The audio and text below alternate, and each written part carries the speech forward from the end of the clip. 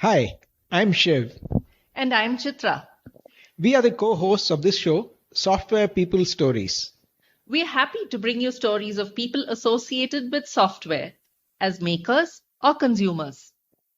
In every episode, we talk to people on their own personal and professional journeys. Their interests and approach to work and life in a free flowing conversational format. We hope that you will be able to draw your inspiration from their experiences and insights. These podcasts are made possible by PM Power Consulting, who have helped individuals, teams, and organizations on their delivery excellence journeys.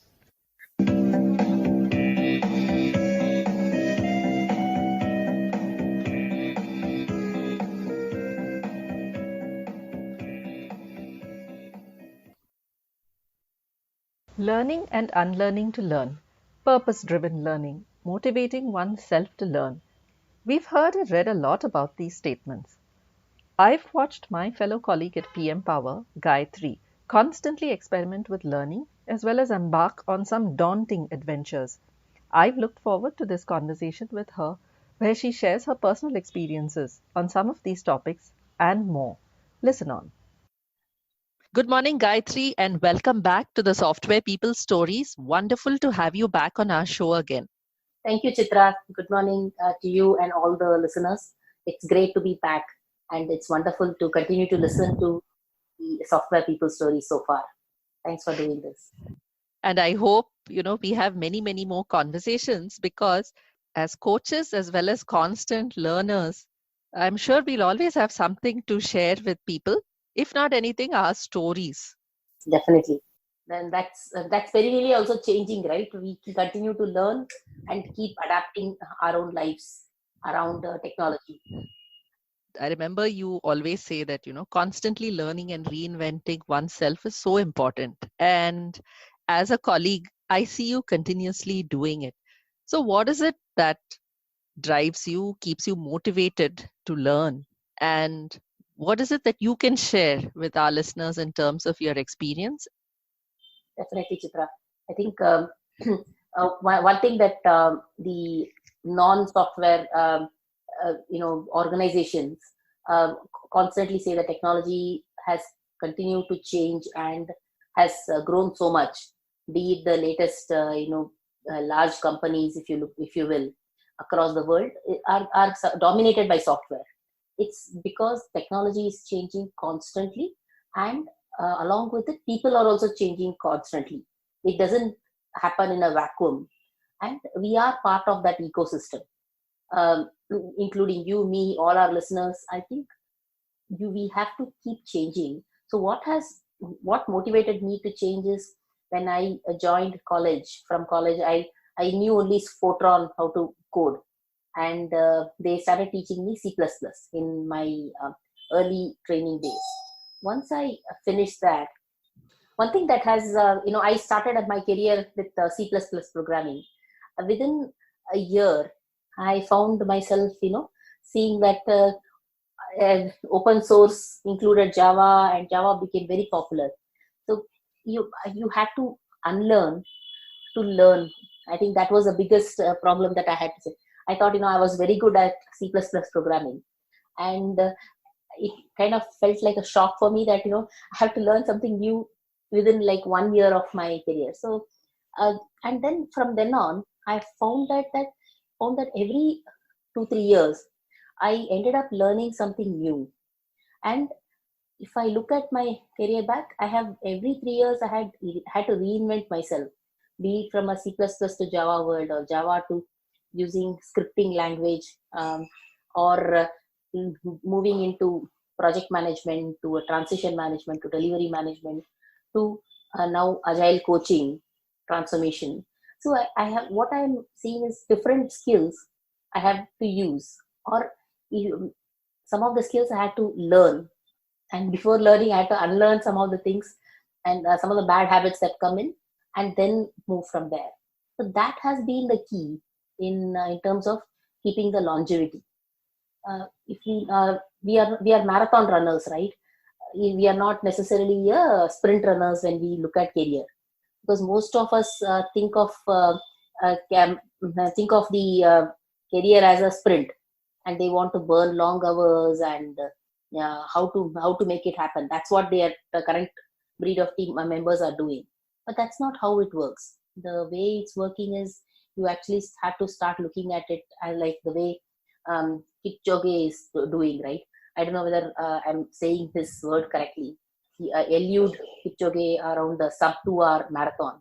You have to think of it as a long marathon run and keep reinventing yourself in terms of your learning goals.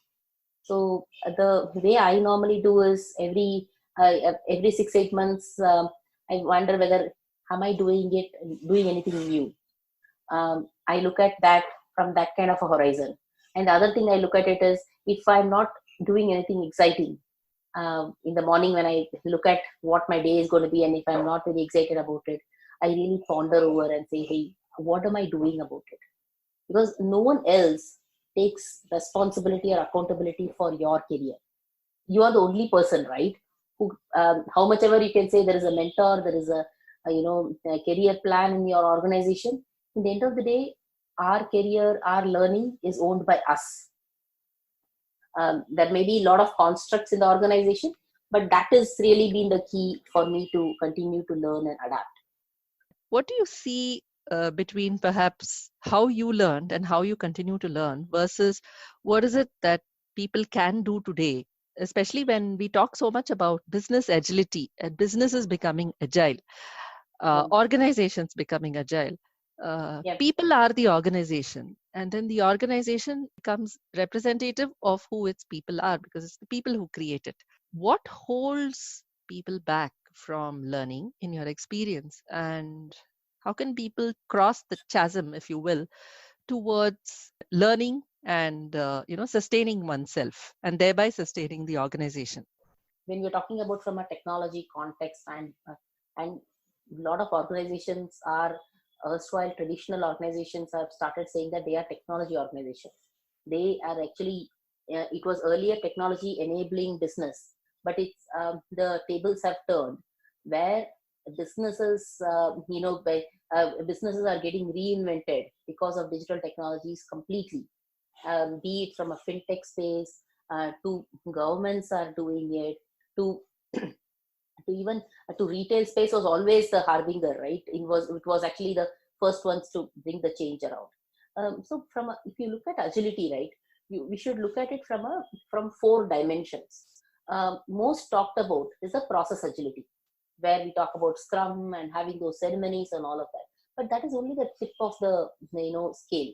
If you look at it, the bigger ones are the technical agility. Are you are you bringing those practices of constantly checking in and having a regular rhythm in place, having that talam in place and doing that? That is one part of it, right? The third part of it is around the product agility itself. Are you having enough checks and balances, like the way Eric Rice talks about in his the lean startup? Are we having those hypothesis driven, metrics driven product agility? And the fourth one and the biggest one is the people mindset, the culture part of it. So is the ecosystem or the entire organization really set up very nicely so that they can unbound, or they don't have that binding in place. Like yesterday when I was running this workshop, one thing that was talking about is when the elephants are really getting trained, right? They get trained with chains, the actual iron chains to be bound with a specific pillar. So they would have actually tried quite a few times, and they will know that they are bound, right? And when they go into the field, they don't get bound by that. They can't really lift such a heavy one. So normally they are actually bound by a simple rope, which is tied to another stick, if you will. But in elephant's mind, that is something that they can't even overcome.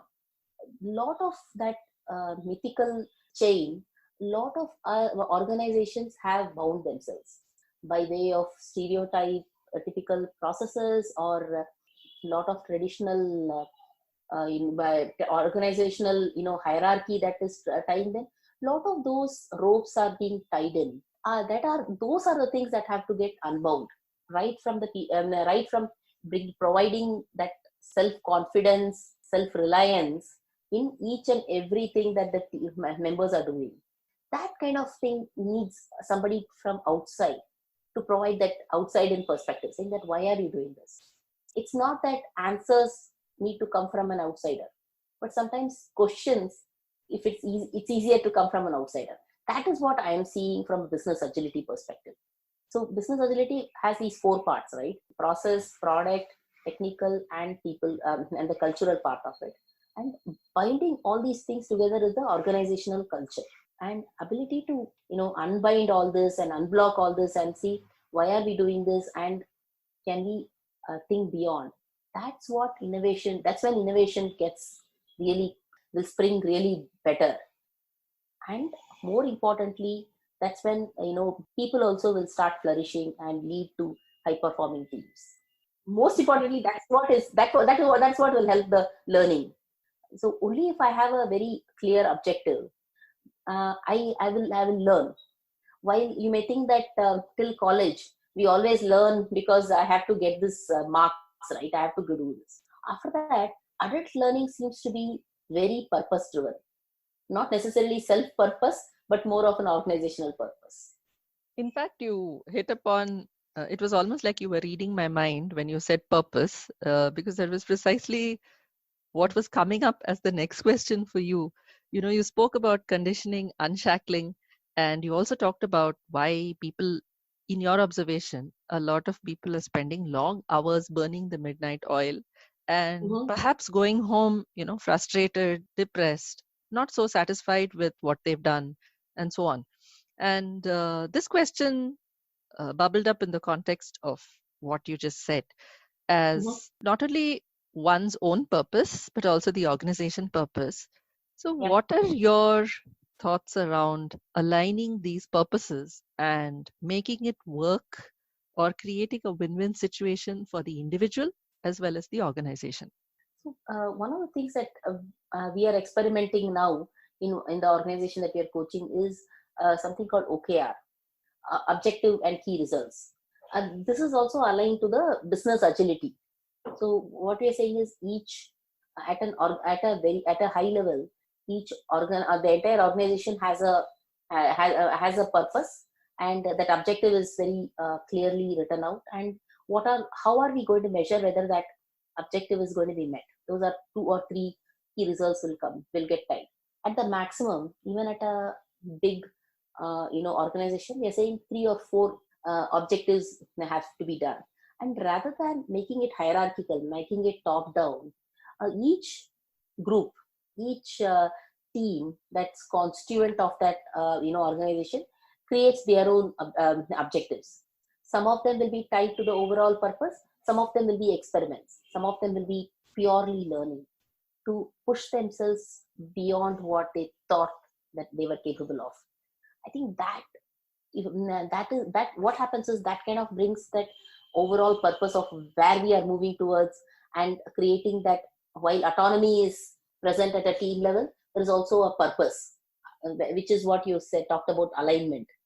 So all of us need that purpose, because sometimes I have this simile in my mind that if large organizations are similar to your huge cruise ships, right? Cruise ships which are harder to maneuver. It will go fast, but it's harder to change direction. While smaller boats, or yeah, even small yachts, you can actually change directions. But at the same time, when there are extenuating circumstances, let's say there is a huge storm coming in, these smaller ones will be it's very hard to maneuver around. So I think you need a combination of both, from having a yacht kind of a thing, as well as in the middle having a cruise ship.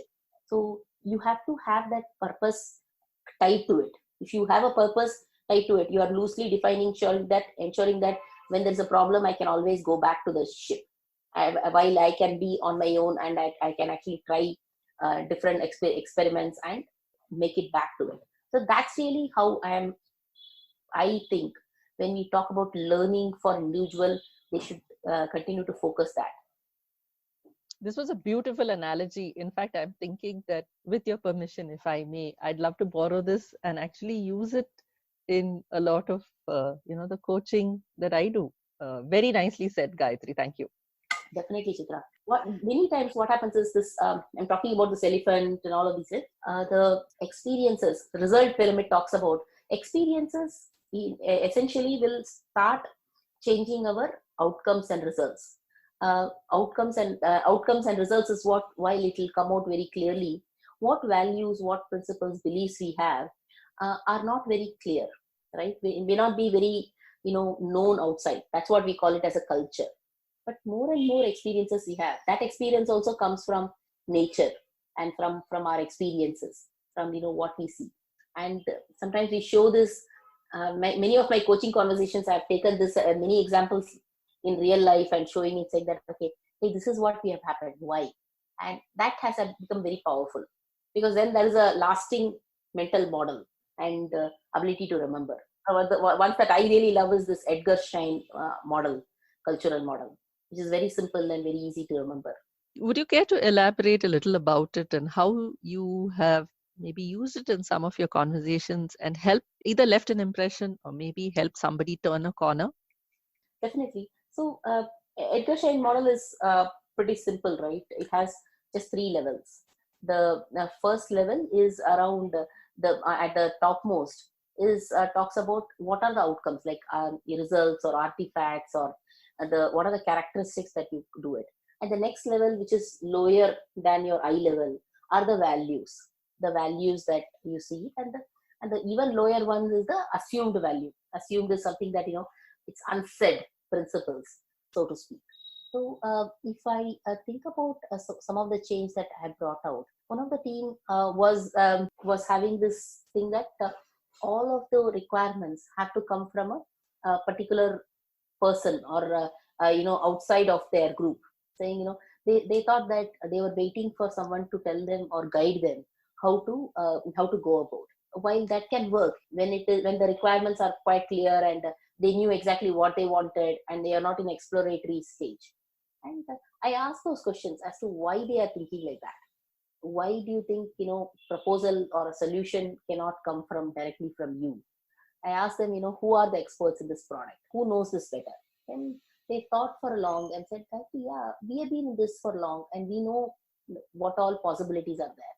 Then I was asking, can you propose some of these things? What stops you? They said, yeah, we can propose. What if they reject it? I said, that's okay. That's okay to Yeah. be rejected. I think a lot of times we actually have this, I was talking about this elephant thing, right? It's a lot of it we think, oh, if they reject, then it's a bad thing. It's not a bad thing. At least the next time when there is a problem, they will come to you with ask for a solution, rather than assume a solution and then come and execute it. I think that is one thing that I found it very nicely that came out, because that their assumed value was that they were execution. They were very good in execution, but the requirements have to be very clear. Once the requirement was clear, they were, and at least at a high level technology architecture was that they were ready to implement it. And over a period of 6 months, they moved away from that. And whenever when there is a problem, they were even able to sense that there is a problem coming up and raise it first and say, do we all agree? And then come up with a solution. I think that is the next level of evolution that they are going with. A narrative that many of us can learn from, Gayatri. Thank you. Thank you, Chitra. So recently, you undertook a pretty long journey, an arduous one. Maybe a strong sense of accomplishment was at least what I sensed from you.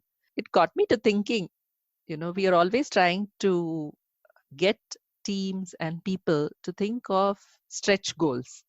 Whatever you did was not easy, at least in my mind, yet a tremendous sense of accomplishment at the end of it. What was the preparation for such an experience like? What did you go through? How does that help you encourage teams to actually set stretch goals?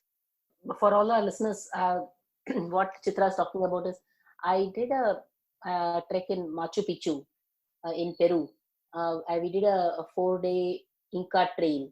We take every day it was a 8-hour to 10-hour walk slash trek, where there was a climb of almost anywhere between 2,000 feet to 3,000 feet. We had to climb up and down.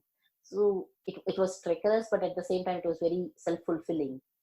Most of the time, we'll only listen to our breath. So that itself is very meditative by its nature. So as a prep for this, one is, I think, as 10 girls, we came together and we kind of kept each other accountable for our workout. We kept making sure that each of us work out, because we as a group want to do it. So if, let's say, within that 1 or 2 people were not able to do it, I think that would bring down the spirits of the entire team. So that is something that we did almost 6-7 months before the July trek. We kind of created the group and kept talking about motivating each other. And we also started doing a lot of small treks, just like how we talk about MVP planning, right? Smaller treks to say, okay, is our body ready? So can we can just test our shoes. We tested our shoes. We tested our hiking poles. So I know some of my friends were also testing their sleeping bags. So all of those we were actually testing, saying, okay, are we ready to do this? Are we okay? That is from a preparation perspective, right? And during the journey and trek itself, what I also found was that we are very blessed of being able to do this, from a monetary standpoint as well as time standpoint and health. So a lot of things we, on a regular daily basis, while we have a lot of problems or constraints that we go through, what we are not constantly accepting is that we are actually very blessed. So imagine 110 years back, even a king wouldn't have the comforts that we are having today. Be it, having the lights, to having, being able to talk to loved ones anytime, to, having medicine, which has come far beyond. What has made me, I know it is an obvious fact, but sometimes some of these challenging ones, if you go through, that changes you fundamentally within you. Some neurons actually start saying that, okay, we have to be positive for every problem that we encounter. So what I have been, whenever there are challenges that thrown at me or thrown at the team that I'm coaching, I keep asking them, what stops you from trying yourself, rather than being frustrated and being in the same place and going into the negative spiral? Why don't you change that to make it positive?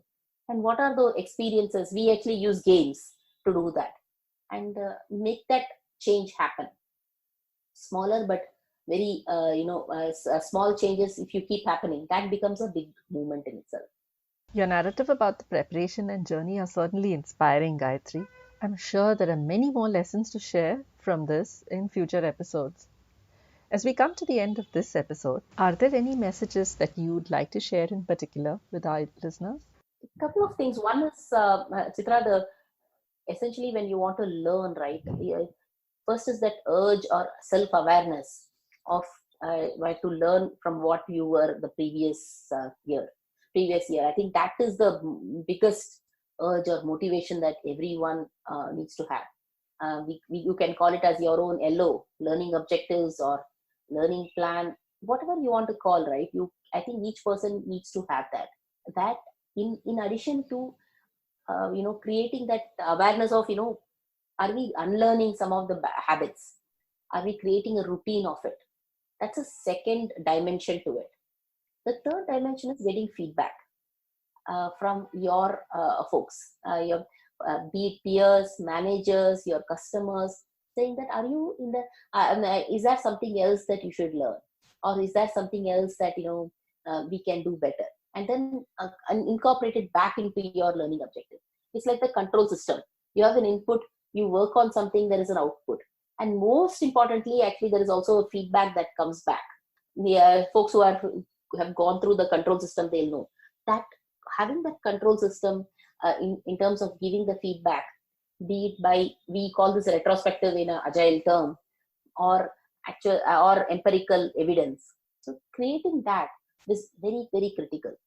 So having a learning objective, continuously being aware of where you are and getting feedback, and that those are very important thing. And try reinventing every 3 years.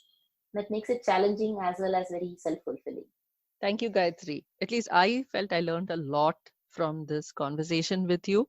I'm sure at least some of our listeners will have a lot to take away from this too. So thank you so much for your time and looking forward to many, many more conversations. Thank you so much, Chitra, for being a great host, and looking forward to that as well.